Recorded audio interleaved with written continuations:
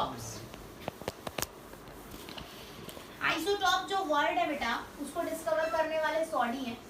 सॉडी ने बताया था, याद रखना, SODDY, सॉडी, ठीक है। सॉडी इज योर साइंटिस्ट जिन्होंने आइसोटॉप्स के बारे में बताया था। तो आइसोटॉप्स है क्या? आइसोटॉप्स, ठीक है। मैंने बोला बेटा क्लोरीन, क्लोरीन सेम एलिमेंट है, दोनों ही सेम है बेटा। एटॉमिक नंबर क्या है बेटा दोनों का? सेम, ठीक है। मास नंबर इसका कितना है बेटा? 35, इसका कितना है? 37। इसी तरह से मैंने लिया बेटा हाइड्रोजन 1, हाइड्रोजन 2, हाइड्रोजन 3, 1 1 1। क्लियर? आपको अच्छे से नजर आ रहा है, मैं कार्बन भी ले सकती हूँ, कार्बन 12, कार्बन 13, कार्बन 14, 6 6 6। आपको यहाँ पर अच्छे से नजर आ रहा है कि क्लोरीन क्लोरीन सेम है, हाइड्रोजन हाइड्रोजन हाइड्रोजन सेम है, कार्बन कार्बन कार्बन सेम है ना, all are same. That means isotopes, मैं कह रही हूँ ये एक आइसोटॉप का पेयर है, ये एक पेयर है, एक ये पेयर है। तो यहाँ से डेफिनेशन से एक चीज तो क्लियर होगी कि ये एटम्स क्या होते हैं? सेम एलिमेंट के होते हैं, एटम्स ऑफ सेम एलिमेंट, क्योंकि ये भी क्लोरीन सेम है बेटा, हाइड्रोजन हाइड्रोजन हाइड्रोजन सेम है, कार्बन कार्बन कार्बन सेम है, तो सेम एलिमेंट के होते हैं। पहली बात एटम्स, क्लियर होगी बात। जिनका एटॉमिक नंबर क्या है बेटा? सेम है, having same atomic number but mass number आपको नजर आ रहा है डिफरेंट, बट मास नंबर या डिफरेंट मास नंबर। तो these are the atoms of the same elements जिनके बेटा एटॉमिक नंबर क्या होंगे? सेम, लेकिन मास नंबर क्या होंगे? अलग होंगे। ऐसे एलिमेंट्स को हम बोलते हैं आइसोटॉप्स। क्या बोलते हैं? आइसोटॉप्स। आइसोटॉप्स के बारे में बताने वाले कौन थे बेटा? सबसे पहले सॉडी। किसने बताया था सबसे पहले? सॉडी। वो आता था ना एक कार्टून, आया नॉडी नॉडी लेके अपनी कार, वो नॉडी नहीं है यहाँ पे क्या है? सॉडी है, ठीक है। तो याद रखना है इसको। आइसोटॉप्स के बारे में किसने बताया था? आपके सॉडी ने बताया था, ठीक है। इसके बारे में एक दो चीजें देखते हैं। अगर मैं E/M रेशो की बात करूं, अलग आएगी या सेम? E का मतलब होता है बेटा चार्ज, चार्ज का मतलब आप नंबर ऑफ प्रोटॉन्स भी लिख सकते हैं। तो नंबर ऑफ प्रोटॉन्स तो सेम है, एटॉमिक नंबर सेम है, तो नंबर ऑफ प्रोटॉन्स क्या है? सेम। लेकिन M क्या है? मास। यहाँ पर मास कितना है? 35, अलग आएगा। यहाँ पर 37। तो अगर मैं 4 क्लोरीन निकालूं, ध्यान से देखिए, E कितना है बेटा? यहाँ पर 17/35 और दूसरे में कितना निकलेगा? 17/37। तो क्या दोनों सेम है? ऑफ कोर्स नहीं, बोथ आर नॉट सेम। तो E/M रेशियो फॉर आइसोटॉप्स हमेशा क्या होती है? डिफरेंट होती है। क्लियर होगी बात? तो E/M ratio is different always for your isotopes. तो ये बात आप अच्छे से याद रखेंगे कि आइसोटॉप्स ऐसे एलिमेंट्स, एटम्स होते हैं ऑफ द सेम एलिमेंट्स जिनका एटॉमिक नंबर क्या होता है? सेम, बट मास नंबर क्या होता है? डिफरेंट। क्लियर होगी बात? ठीक है। अब यहाँ पर नंबर ऑफ प्रोटॉन्स क्या है? सेम है। अगर नंबर ऑफ प्रोटॉन्स आपके सेम है, दैट इज इलेक्ट्रिक चार्ज क्या है? सेम है बेटा जी। चार्ज क्या है यहाँ? सेम। अगर आपका इलेक्ट्रिक चार्ज सेम है तो मुझे एक सिंपल सी बात बताइए बेटा, जितनी भी केमिकल प्रॉपर्टीज होती है किस पे डिपेंड करती है? चार्ज पे। जब चार्ज सेम है तो मैं कह सकती हूँ इनकी केमिकल प्रॉपर्टीज क्या होंगी? सेम होंगी। तो दीज आर दोज एलिमेंट्स जिनकी केमिकल प्रॉपर्टीज क्या होती हैं बेटा? सेम होती हैं। बट आपकी बोलो फिजिकल प्रॉपर्टी, फिजिकल प्रॉपर्टी में क्या क्या आता है? Boiling point, melting point. अभी अभी आपको एग्जाम्पल दिया, 1 किलो चीनी और 5 किलो चीनी, उबलने में टाइम क्या लगाएंगी? अलग अलग लगाएंगी। तो मास से आपकी फिजिकल प्रॉपर्टी बदल जाती है। तो फिजिकल प्रॉपर्टीज क्या रहेंगी यहाँ पर? डिफरेंट, लेकिन केमिकल प्रॉपर्टीज यहाँ पर क्या रहेगी? सेम रहेगी। क्लियर है? These are all about your isotopes. उसके बाद बात करते हैं बेटा आइसोबार्स के बारे में।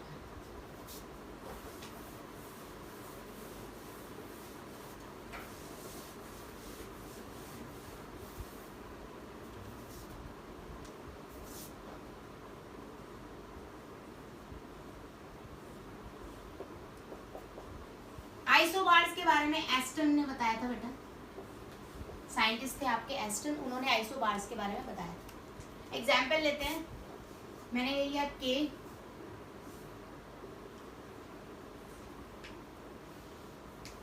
इजी ले लो पहले। कौन कौन से याद कर चुके हो आप लोग? कैल्शियम का 40 और आर्गन का 40 10th में भी किया है, तो वही ले लो पहले, उसके बाद एग्जाम्पल और बताएंगे। यहाँ पर एटॉमिक नंबर कितना होता है? आर्गन 18 और कैल्शियम, ठीक है। तो क्या होते हैं आपके, क्या आर्गन और कैल्शियम आपको दोनों सेम नजर आ रहे हैं? बोलो। यहाँ पर आप Kr भी लिख सकते हैं, क्रिप्टॉन भी यूज हो सकता है, उसका भी 40 होता है ना, you can also use Kr here, 40 होता है उसका भी, उस एटॉमिक नंबर 19 होता है, you can also use that also. आपको यहाँ दिख रहा है Kr, Ar, कैल्शियम तीनों अलग अलग है, अलग अलग है ना। तो एक बात clear, atoms of different element, element क्या है? डिफरेंट। बोलो, मास नंबर क्या है? सेम, और एटॉमिक नंबर क्या है? डिफरेंट। तो डिफरेंट एलिमेंट होते हैं, ये बात याद रखनी है। और आइसोटॉप्स क्या होते हैं? सेम एलिमेंट होते हैं। यहाँ पर एटम्स क्या है? डिफरेंट एलिमेंट के, जिनका मास नंबर क्या है बेटा? सेम, और एटॉमिक नंबर क्या है? डिफरेंट है। इनको हम बोलते हैं आइसोबार्स। क्या बोलते हैं? आइसोबार्स। इनकी E/M रेशियो एंड ऑल आप कंपेयर नहीं करेंगे, ठीक है? क्यों नहीं करेंगे? ऐसे अच्छा अगर करना चाहे तो सेम आएगी या अलग आएगी? अलग आएगी। चार्ज अलग है बेटा, यहाँ पर 19, 18, 20। तो E/M मैंने क्या बोला? चार्ज बाय मास बोला।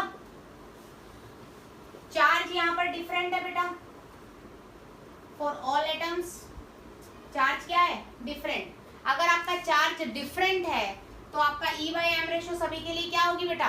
डिफरेंट। क्लियर? उसके अलावा प्रॉपर्टीज की बात करूं, केमिकल प्रॉपर्टी क्या आएंगी? अलग अलग, क्योंकि इनके एटॉमिक नंबर क्या है? डिफरेंट। तो साथ में केमिकल प्रॉपर्टी भी क्या होंगी इसकी? डिफरेंट। ये भी डिफरेंट और आपका E/M भी डिफरेंट। उसके अलावा अगर physical property, you can't compare, ये अलग है, ये अलग है, ये अलग है, एटम ही अलग अलग है बेटा। आप गधों को घोड़ों से कंपेयर नहीं कर सकते, तो you can't compare here physical properties. बात समझ आई? तो दैट मीन्स इसकी केमिकल प्रॉपर्टीज डिफरेंट होती हैं बेटा, सभी एलिमेंट्स की। जो आपके एटम्स होते हैं सभी की केमिकल प्रॉपर्टीज भी डिफरेंट होगी, E/M रेशियो डिफरेंट होगी। क्यों? क्योंकि यहाँ पर चार्ज क्या है? डिफरेंट है। क्लियर हो गया? ठीक है, this is all about your isotopes. Good morning everyone. आज का लेक्चर हम स्टार्ट कर रहे हैं राजीव। लास्ट लेक्चर में आप लोग पढ़ चुके हैं about the isotopes and isobars. Isotopes और आइसोबार्स के बारे में आपने अच्छे से पढ़ लिया है लास्ट लेक्चर में। मैंने आपको बताया था आइसोटॉप्स की डिस्कवरी सोडी ने की थी एंड आइसोबार्स के बारे में एस्टन ने बताया था। This is important. अब आगे की जो डिस्कवरीज, आगे के जो हम इस तरह के एलिमेंट्स के बारे में पढ़ रहे हैं, पेयरिंग के बारे में, दीज आर नॉर्मल पेयरिंग, और इनको किसी ने इस फॉर्म में डिस्कवर करके नहीं बताया था, इसलिए इनकी डिस्कवरी का क्रेडिट प्रॉपर किसी को नहीं जाता है, ठीक है? तो व्हाट आर दीज पेयर्स? जैसे हमने 2 एलिमेंट्स या 3 एलिमेंट्स का पेयर्स बनाए हैं, और भी कुछ हमने तरीके अपनाए हैं पेयर्स बनाने के लिए। तो व्हाट आर दैट? उसमें आज सबसे पहले हम डिस्कस कर रहे हैं आइसोडाइफर्स, ठीक है? आइसोडाइफर्स का मतलब क्या होता है?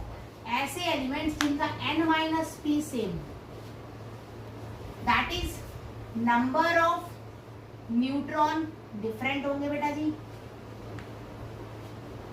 नंबर ऑफ प्रोटॉन्स भी डिफरेंट होंगे बेटा जी, और नंबर ऑफ इलेक्ट्रॉन्स भी डिफरेंट होंगे। मतलब तीनों ही चीजें डिफरेंट होंगी। तो सेम क्या है? Number of neutron minus number of proton. The difference of the number of neutron and proton हमेशा क्या होगा? सेम होगा। लेट्स सी, मैंने एक एग्जांपल लिया बेटा, बोरॉन एंड कार्बन। बोरॉन का एटॉमिक नंबर 5 और कार्बन का एटॉमिक नंबर 6। बोरॉन का एटॉमिक मास कितना है? 11। कार्बन का कितना है बेटा? 12।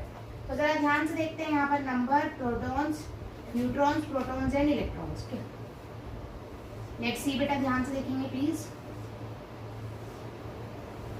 हाँ जी, न्यूट्रॉन सबसे लास्ट में कैलकुलेट करेंगे हम। What are the protons? जो एटॉमिक नंबर होता है उसी को क्या बोलते हैं? प्रोटॉन्स। तो प्रोटॉन्स यहाँ हो गए 5 बेटा, ठीक है। इलेक्ट्रॉन्स भी कितने हो गए? न्यूट्रल है तो 5। यहाँ पर प्रोटॉन्स भी 6 और इलेक्ट्रॉन भी 6। न्यूट्रॉन कितने होंगे? 11 माइनस 5। 11 में से 5 गए, कितने बचे? 6। तो 6 यहाँ पर क्या हो गए? न्यूट्रॉन। यहाँ पर 12 माइनस 6 ही क्या हो गए यहाँ पर? न्यूट्रॉन, है ना। तो it is just a coincidence कि यहाँ पर न्यूट्रॉन्स क्या आए हैं? सेम आए हैं। आपको n माइनस p का डिफरेंस देखना है, ठीक है। तो n minus p, neutrons minus protons, कितना आएगा बेटा? n कितना है यहाँ पर? 6। प्रोटॉन्स कितने हैं बेटा? 5। 6 माइनस 5 इज इक्वल टू 1। यहाँ पर भी 6। 13 भाभी एटॉमिक, हाँ आइसोटॉप 13 वाला ले लो बेटा। इफ यू टेक 13 तो ये इजीली एक्सप्लेन हो जाएगा। 12 13 ले लो, ठीक है, क्योंकि आपको पता है कि कार्बन के आइसोटॉप 12 भी होता है, 13 भी होता है और 14 भी। तो 13 वाले के साथ पेयरिंग की है। तो 13 माइनस 6 कितना हो जाएगा बेटा? 7, ठीक है। तो आप क्या करेंगे? 7 माइनस 6 कितना हो गया बेटा? 7 माइनस 6 इज इक्वल टू 1। तो दोनों के n minus p, that is number of neutrons minus number of protons, difference of neutrons and protons दोनों का क्या आया है? सेम। बात समझे? अगर यहाँ पर आप 14 वाला कार्बन लेते हो आइसोटॉप तो अलग आ जाएगा, तो भी नहीं हो रहा। 12 वाले से भी नहीं हुआ था, अभी आपने देखा। तो कौन से के साथ पेयर बनेगा? बोरॉन का आपके कार्बन के साथ। क्लियर होगी बात? ठीक है। नेक्स्ट इसी के अंदर एक एग्जांपल और ले सकते हैं हम। We can take nitrogen and fluorine. Nitrogen का एटॉमिक नंबर 7, फ्लोरीन का 9, एटॉमिक मास बेटा 14, इसका 19। तो let's see, neutrons, protons and electrons. सबसे पहले प्रोटॉन्स की बात करें बेटा। How many protons are there? 7। How many protons are there? 9।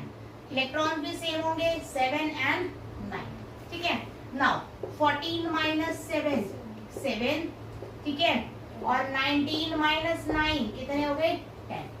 तो आप n माइनस p को देखेंगे। इसमें भी हमने दूसरा आइसोटॉप लिया हुआ है क्या? 15 लिया हुआ है ना। नाइट्रोजन का कौन सा लिया हुआ है? 15। नाइट्रोजन के भी 2 होते हैं बेटा, कौन सा? 14 एंड 15। तो let's say have 15। 15th one को लिया तो 15 माइनस 7 कितना आ गया बेटा जी? 8। तो n minus p that is 8 minus 7 कितना आ गया? 1। यहाँ पर 10 माइनस 9 कितना आ गया? 1। तो डिफरेंस यहाँ पर भी क्या आ रहा है? सेम। तो when the number of the neutrons and protons, उनका डिफरेंस आपका सेम आए, ऐसे एलिमेंट्स को, ऐसे पेयर को हम बोलते हैं आइसोडाइफर्स। क्या बोलते हैं? आइसोडाइफर्स, ठीक है, याद रखेंगे ये। उसके बाद बात करते हैं बेटा आइसोटॉन्स। आइसोटॉन्स का मतलब क्या होता है? जिनके पास नंबर ऑफ न्यूट्रॉन्स क्या हो? सेम हो। क्या चीज सेम आएगी? Number of neutrons. अभी अभी हम यहाँ कैलकुलेट कर रहे थे, देखिए, अच्छा थोड़ा सा रब कर देते हैं फिर देखते हैं आइसोटॉन्स।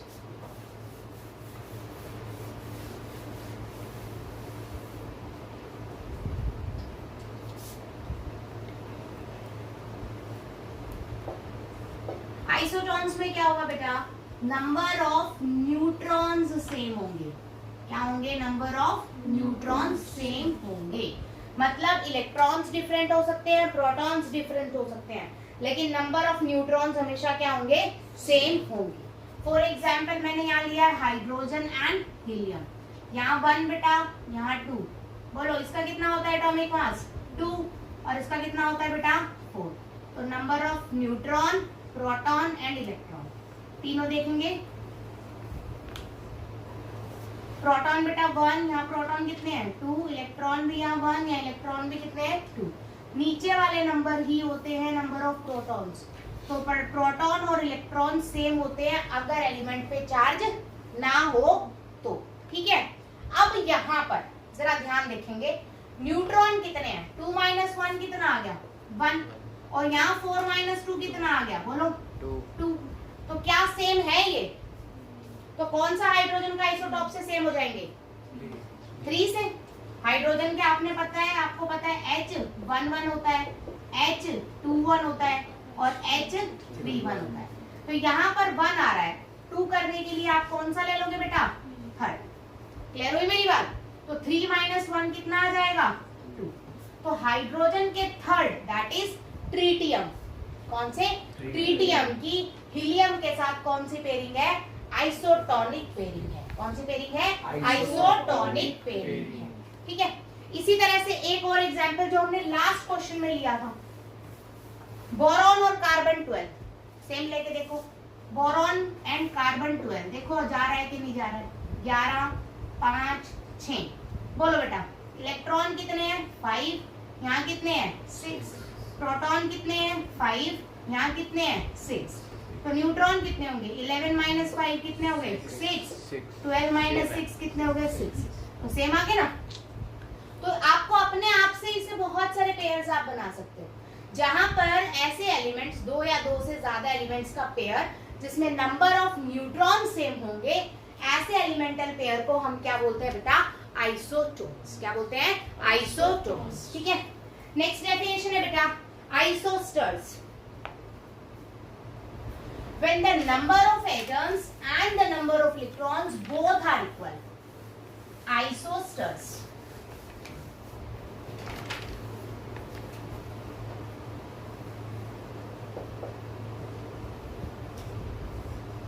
यहाँ पर नंबर ऑफ इलेक्ट्रॉन्स भी इक्वल होंगे बेटा जी, एंड नंबर ऑफ एटम्स भी इक्वल होंगे। एग्जाम्पल बोलो इसका। CO2 का क्रिया किसके साथ करूं मैं? N2O के साथ। ठीक है। ध्यान से देखिए बेटा, एक एटम पहले गिनते हैं। कार्बन का कितना है बेटा? 1। ऑक्सीजन के कितने दे रखे हैं? 2। यहाँ पर नाइट्रोजन के कितने हैं? 2। ऑक्सीजन का कितना है? 1। तो नंबर ऑफ एटम्स दोनों में कितने आ गए? 3 इक्वल है बेटा जी। ठीक है। Now calculate for electrons. Carbon के पास कितने होते हैं? 6। ऑक्सीजन के पास जो एटॉमिक नंबर होता है वही नंबर ऑफ इलेक्ट्रॉन्स होते हैं। तो ऑक्सीजन के पास कितने होते हैं? 8 × 2। तो 6 + 16 कितने होंगे बेटा जी? बोलो 22। ठीक है। इसमें देखिए नाइट्रोजन के पास होते हैं 7 × 2 प्लस ऑक्सीजन के पास होते हैं बेटा जी 8। तो 7 × 2 = 14 + 8 कितने होंगे? 22। तो आपने ध्यान दिया कि यहाँ नंबर ऑफ एटम्स भी सेम है एंड नंबर ऑफ इलेक्ट्रॉन्स भी सेम है। जब आपके number of atoms as well as number of electrons दोनों सेम होते हैं तो उस कैटेगरी को हम नाम देते हैं आइसोस्टर्स। क्या नाम देते हैं? आइसोस्टर्स। क्लियर होगी बात? Next we are discussing iso electronic species. ये मैं ऑलरेडी डिस्कस कर चुकी हूँ आपके इससे पिछले वाले चैप्टर में पीरियोडिक के अंदर। देखिए next is iso electronic spaces.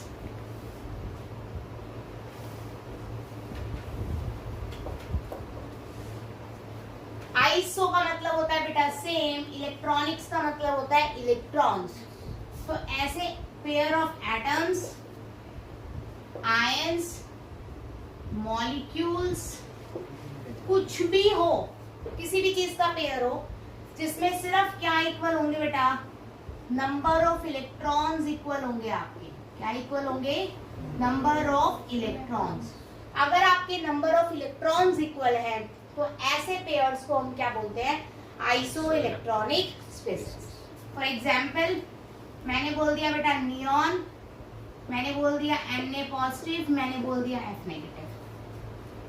Neon का एटॉमिक नंबर बेटा 10, Na का कितना होता है? 11, प्लस का मतलब उसने एक इलेक्ट्रॉन दे रखा है तो -1। फ्लोरीन का होता है 9, -1 का मतलब उसने एक इलेक्ट्रॉन ले रखा है तो 10, 10, 10। तो नंबर ऑफ इलेक्ट्रॉन्स क्या है यहाँ पर? Same. When the number of electrons are same in the pairs of molecules, atoms, whatever, कुछ भी हो तो उस केस में हम क्या बोलते हैं? What is it? Isoelectronic species. For example, if I am taking H3O positive and NH3, hydrogen के पास नंबर ऑफ इलेक्ट्रॉन्स 3 बेटा जी, सॉरी 1, तो 3 हाइड्रोजन है तो 3 हो गए, ठीक है। प्लस ऑक्सीजन के पास होते हैं 8, +1 का मतलब इसने एक इलेक्ट्रॉन डोनेट कर रखा है, तो -1 कितने हो गए बेटा 11 - 1 10, ठीक है। नाइट्रोजन के पास number of electron 7 plus hydrogen के पास 1, टोटल कितने हैं 3, तो 7 और 3 कितने हो गए बेटा 10, तो बोथ आर इक्वल, तो ये भी क्या है iso electronic species. So these can be atoms, pairs of atoms. These can be pairs of ions. These can be pairs of molecules. तो atoms, ions and molecules तीनों में से किसी भी चीज का अगर आपको पेयर नजर आता है जिसमें सिर्फ क्या इक्वल हो नंबर ऑफ इलेक्ट्रॉन्स, तो उन्हें हम क्या बोलते हैं बेटा जी, बोलो फटाफट से, आइसो इलेक्ट्रॉनिक स्पीशीज। अगर नंबर ऑफ इलेक्ट्रॉन्स के साथ साथ नंबर ऑफ एटम्स भी इक्वल हो तो बोला जाएगा आइसोस्टर्स। क्या बोला जाएगा आइसोस्टर्स। अगर सिर्फ नंबर ऑफ न्यूट्रॉन्स इक्वल हो तो बोलेंगे आइसोटोन्स। अगर नंबर ऑफ क्या n-p, that is difference of neutron and proton equal होगा तो बोलेंगे isodiaphers. Next is category nuclear isomers.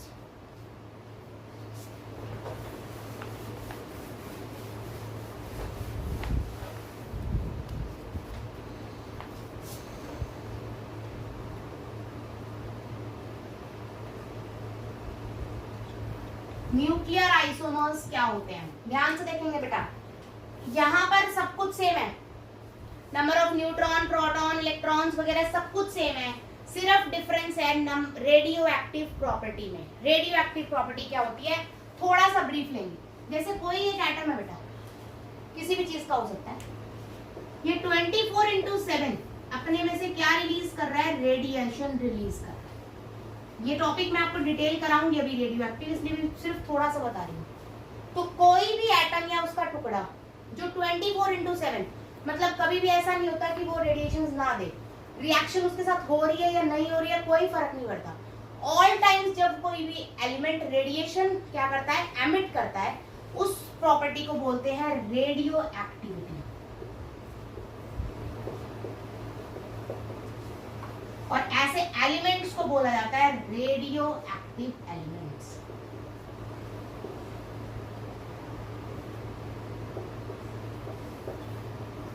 Clear हुई मेरी बात? तो ऐसी प्रॉपर्टी जिससे हमेशा रेडिएशंस निकलती रहे, उस प्रॉपर्टी को हम बोलेंगे रेडियो एक्टिव प्रॉपर्टी, और इस एलिमेंट का नाम क्या देंगे हम, रेडियो एक्टिव एलिमेंट्स। क्लियर होगी बात? ठीक है, तो सिंपल सी बात है बेटा, न्यूक्लियर आइसोमर्स क्या होंगे, यहाँ पर न्यूट्रॉन्स प्रोटॉन्स इलेक्ट्रॉन्स सब कुछ क्या होगा बेटा, सेम होगा, बट डिफरेंस आएगा इन रेडियो एक्टिव प्रॉपर्टीज में।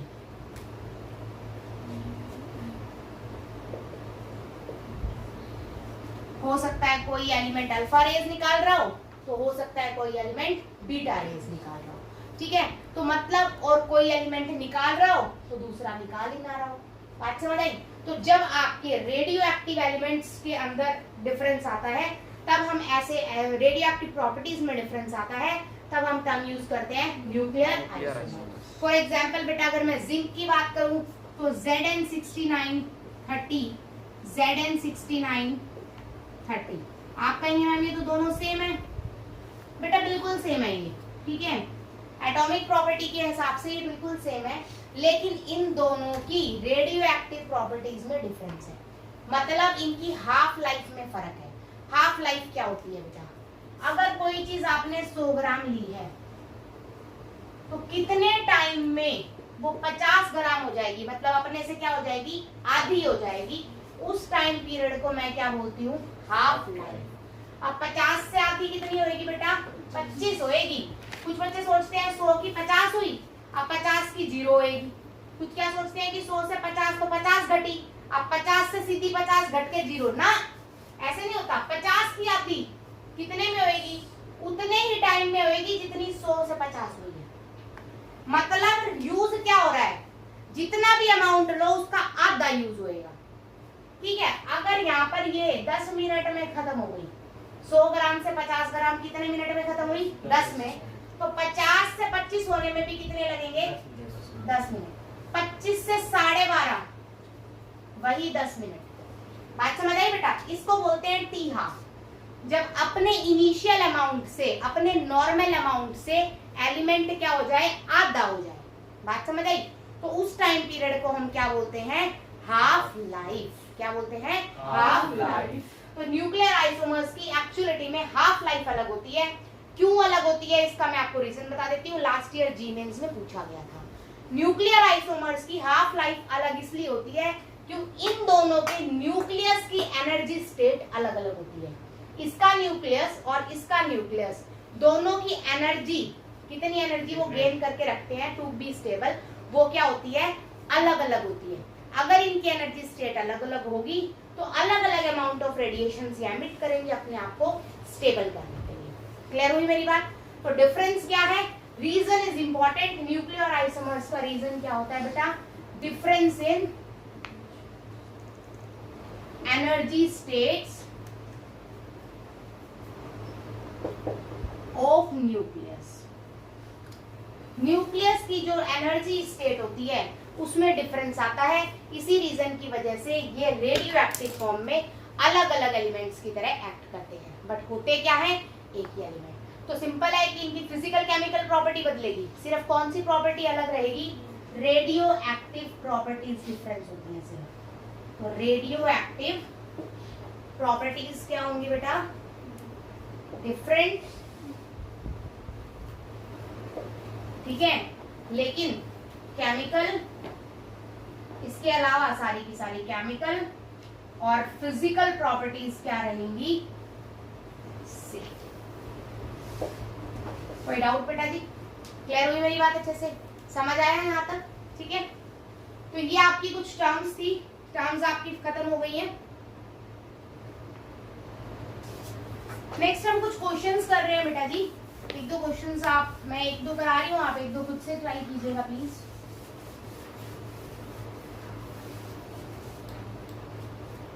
जैसे क्वेश्चन दे रहा है, if mass of neutron is doubled,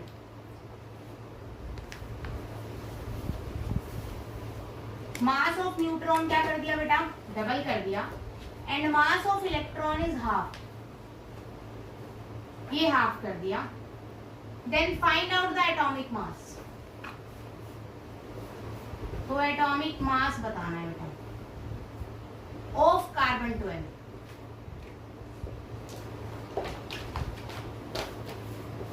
carbon 12 का ऐसा एटॉमिक मास बताना है और परसेंटेज बतानी है जिस परसेंटेज से वो इंक्रीज हुआ है। बताइए भाई कैसे निकालेंगे?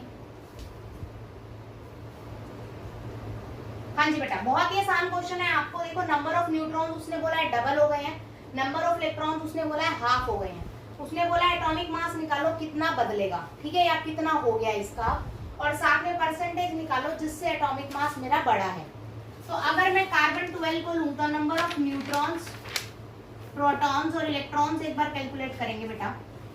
कार्बन कितना दे रखा है 6, तो प्रोटॉन्स भी कितने हो गए 6 और इलेक्ट्रॉन्स भी कितने हो गए बेटा 6।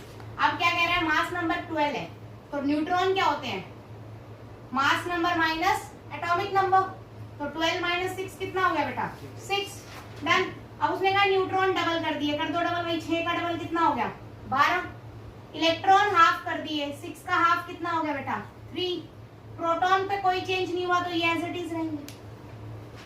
मास की बात करूं, इसका मास कितना हो गया बेटा, यहां से मास नंबर, मास नंबर बेटा यहाँ पर कितना है 6 प्लस 6 कितना हो गया 12, यहाँ कितना होगा बेटा 12 प्लस 6 18। तो इसका मास जो बड़ा है वो कितना हो गया है 18 AMU, that is 18 atomic mass unit. Now calculate the percentage. पहले परसेंटेज निकाल देते हैं फिर इंक्रीज निकाल देंगे। परसेंटेज बोलो बेटा 12/12 into 100, दैट इज आंसर आ गया यहाँ पर 100%। यहाँ पर बेटा कितनी है 18/12 into 100, कितनी आई बेटा